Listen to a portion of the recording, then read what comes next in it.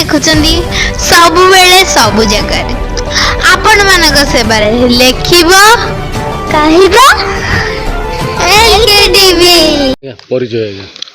ଅଧିବକ୍ତା ଦିଗମ୍ବର ବେହେରା ସାମାଜିକ କର୍ମୀ। आज्ञा आपण जड़े शिक्षाविद अच्छा आडभोकेट अच्छा ब्रह्मगिरी विषय आपण को माने अल्प बहुत जना अच्छी तो ब्रह्मगिरी अधिवासी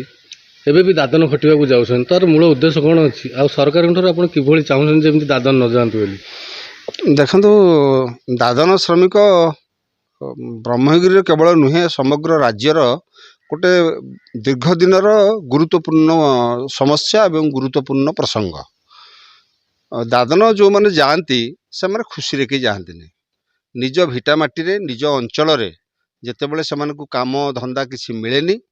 पेट पाटणा पाई निज परिवार को बंचेबा पाई से माने बाध्य होई राज्य बाहर को जाती एवं सेठी स्वल्प मूल्य रे से माने खटंती सेमानकर जीवन जीविका एवं स्वास्थ्य ये तीनोटी जाक विपदपूर्ण अवस्था थाए ता सुनिश्चित न थाए। ब्रह्मगिरी अंचल रे जदि आपण देखिबे ब्रह्मगिरी कणास सत्यवादी डेलांग ये भली अंचल रे अनेक दिन तलू दादन श्रमिकों संख्या रही परिवर्तित परिस्थिति रे दादन श्रमिकों संख्या मझिरे कमी जाइथिले मध्य परवर्ती पर्याय रे चाष जमी रे जल ठूल हेबा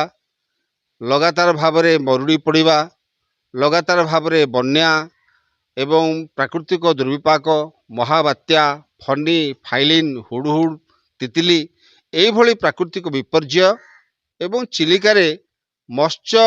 उत्पादन ह्रास दादन श्रमिक वृद्धिर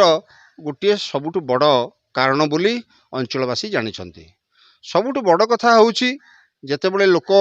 एठू जाउचंती विभिन्न राज्य को सूरत हो पश्चिम बंग हो पंजाब हो उत्तर प्रदेश हो किंबा आपणकर दक्षिण राज्य आंध्र प्रदेश एवं तमिलनाडु भली राज्य को जो माने जाउछंती विभिन्न असुरक्षित स्थान रे से माने रहउछंती किंतु बड़ दुखदायक घटना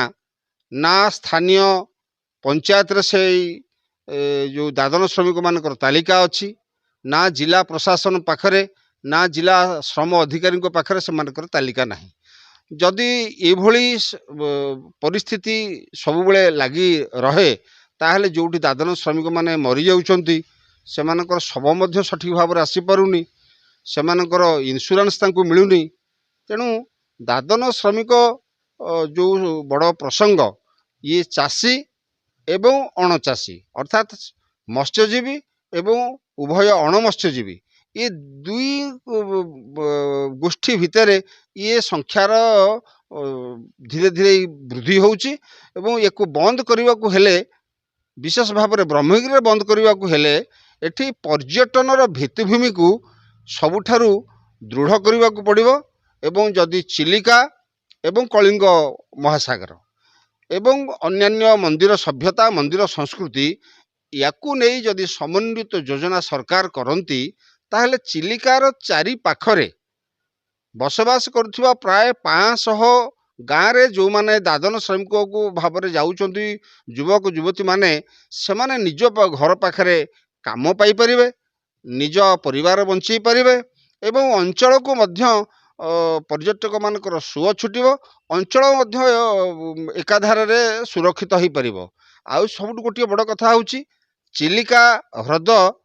को गोटे खाता गोटे प्लट एवं गोटे एरिया भाव में रखा गले चिलिकार जो क्षेत्रफल अच्छी चिलिकार जो परिसीमा भितर आम जदि सेठी वाटर स्पोर्ट्स करि परिबा सेठी माछ चिंगुड़ी चाष प्राकृतिक भाव में करि परिबा एवं विभिन्न प्रकार सौंदर्यकरण कार्यक्रम करि परिबा एवं लेक व्यू कार्यक्रम जदि करि परिबा ताहले एठी बहुत पर्यटनर विकास हब जहा फल स्थानीय युवक माने एथिरे लाभ पाई परिबे। बड़ दुखर कथा ओडिशा सरकार एपर्यंत सबु कथा स्टाडियम पई 1000 कोटी टंका स्पोर्ट्स भैली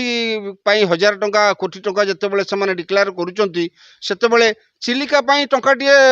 बजेट व्यवस्था नहीं ଚିଲିକା ଅଞ୍ଚଳର ଅଧିବାସୀମାନେ କେମିତି ବଞ୍ଚିବେ? ଯେଉଁମାନେ ଚିଲିକା ଉପରେ ନିର୍ଭର କରୁଥିଲେ, ଯେଉଁମାନେ ଚାଷ ଉପରେ ନିର୍ଭର କରୁଥିଲେ, ସେମାନେ କେମିତି ବଞ୍ଚିବେ? ତେଣୁ ସେମାନଙ୍କ ପାଇଁ ସରକାର ଗଭୀର ଭାବରେ ଚିନ୍ତା କରିବା ଦରକାର। କେବଳ ବ୍ରହ୍ମଗିରି ଅଞ୍ଚଳ ନୁହେଁ, ସମଗ୍ର ରାଜ୍ୟର ମଧ୍ୟ ଏଥିରେ ବହୁତ ଏମ୍ପ୍ଲୟମେଣ୍ଟଟା ବହୁତ ଜେନେରେଟ୍ ହେଇପାରିବ। ଧନ୍ୟବାଦ।